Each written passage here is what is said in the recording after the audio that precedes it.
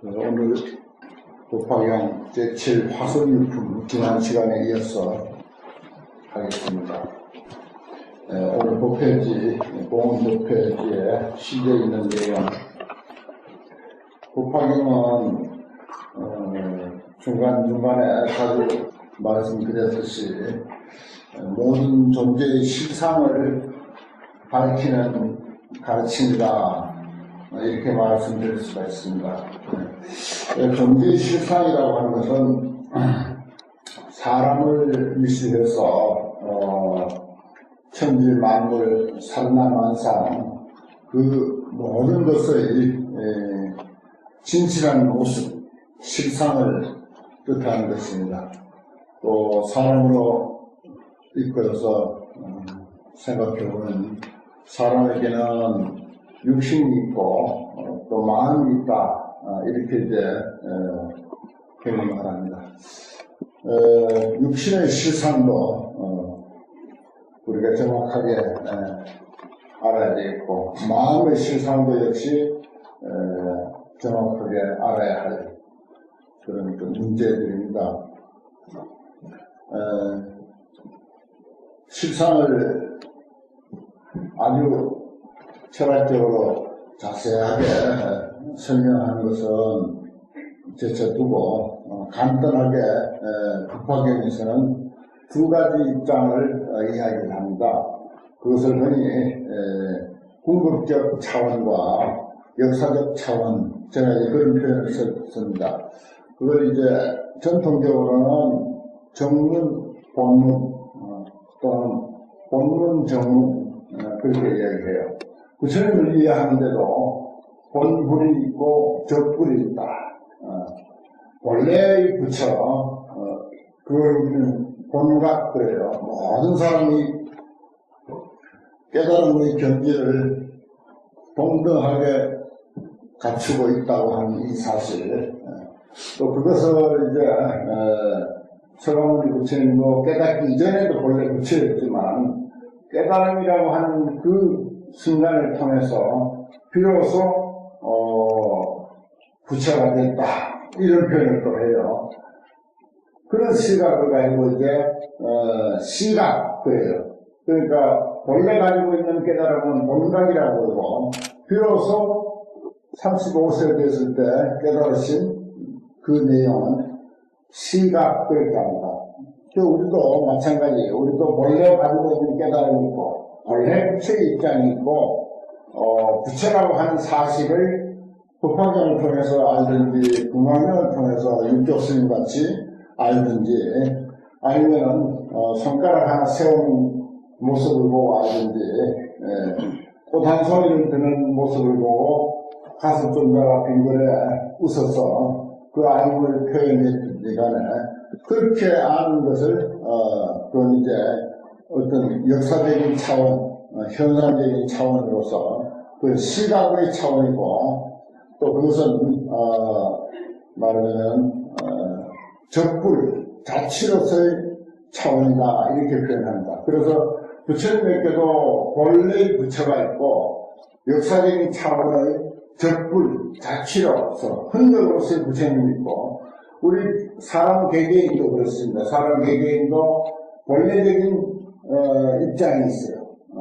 그리고 예를 들어서 지금 30년 전에 태어났다, 50년 전에 태어났다, 70년 전에 태어났다 라고 하는 그런 그 역사적인 차원의 사람이 있습니다. 그 육신을 가지고 이야기하든 마음을 가지고 이야기하든 똑같아요. 그래서 그러한 사실들을 우리가 명확하게 이해하고 있음으로 해서 사람을 그 실상대로 진실한 모습대로 제대로 이해하는 것이 되는 것입니다.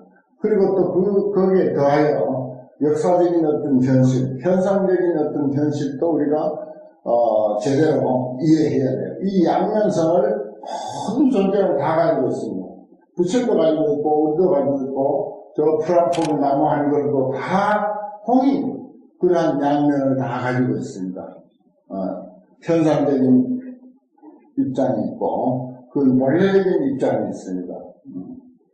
예를 들어서 봄이 돼서 파릇파릇 이렇게 풀이 많이 돋는데 그 한 폭의 풀이 이제 비로소 돌았다라고 우리는 그렇게 보지만 풀이 가지고 있는 풀 한 풀이 가지고 있는 그 본래적인 성질은 이미 여러 수억만 년 전부터 있었던 거예요.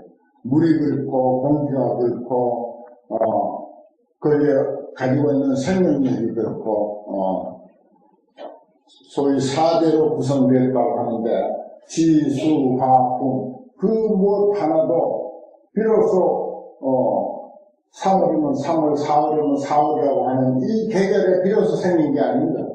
지수화풍은 이 올봄에 처음 생긴 게 아니잖아요. 올봄에 처음 생긴 것은 저 막 돌아 올라오는 푸른 포기의 모습일 뿐이다.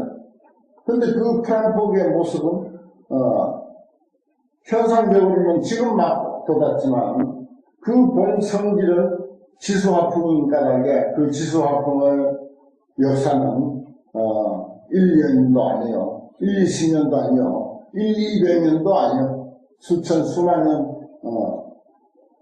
전부터 원래로 있었던 그런 그 존재다라고 하는 것입니다. 푸른 폭에서부터 우리들 자신에 이르기까지 그리고 부처님에 이르기까지 모든 존재가 그 양면성을 다 가지고 있다고 합니다. 이걸 제대로 어제도 치우치지 않고 이해하는 것, 이것을 이제 반경에다 그래요. 그렇게 보는 것을 중도적으로 보는 것이다. 중도적으로 바로 보는 것이다 하는 것입니다. 그렇게 봐야 돼요. 사람 그렇게 봐야 되고 어떤 사람과의 관계도 그렇게 봐야 되고 모든 천지 만물을 다 같이 그렇게 봐야 된다라고 하는 것입니다. 그렇게 봐야 바로 보는 거죠. 그렇지 않고 오늘 딱 눈앞에 띄었다라고 하면 이것이 비로소 처음 생긴 것이고 그동안에 없었던 것이다. 이제 이 세상에 처음 나온 것이다. 과학자들은 그럽니다. 이 세상에서 불가사의한 면이 두 가지가 있는데 하나는 그 어떤 물건도 새로 만들어낼 수 없다는 것. 새로 만든 것은 없습니다.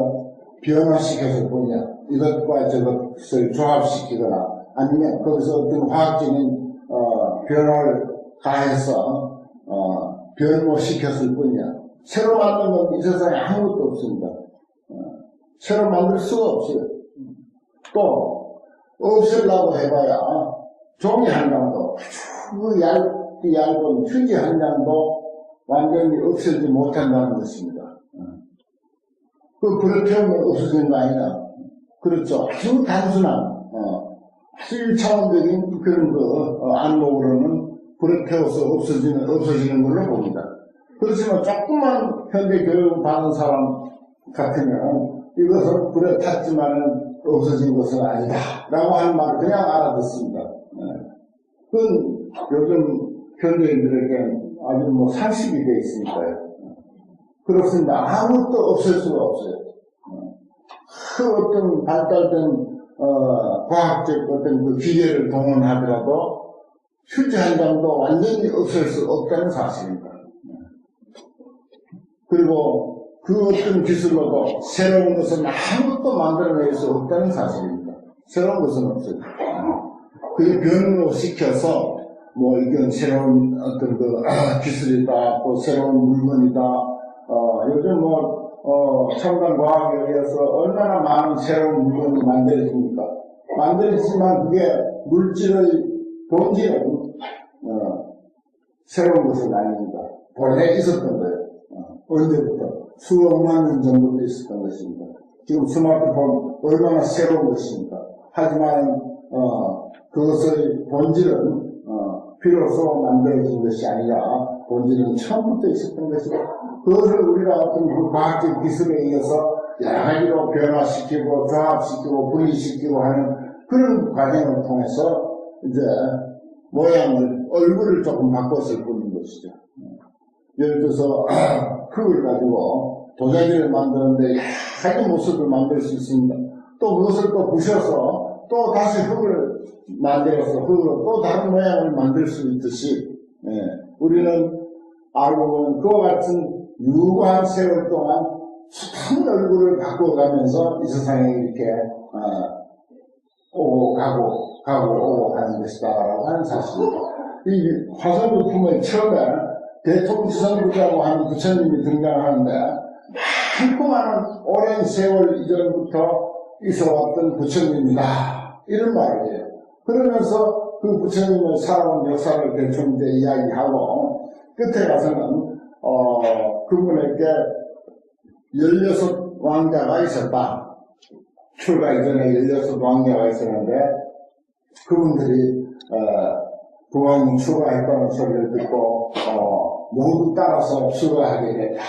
그래서 그 16왕자가 16번째 왕자는 오늘날 서가모니 부처님이다 라고 하는 그런 이야기를 싣고 있어요. 그런 이야기를 싣고 있습니다. 이 자리에 계시는 여러분들은 또 과거 서가모니 부처님의 후신인지도 모릅니다.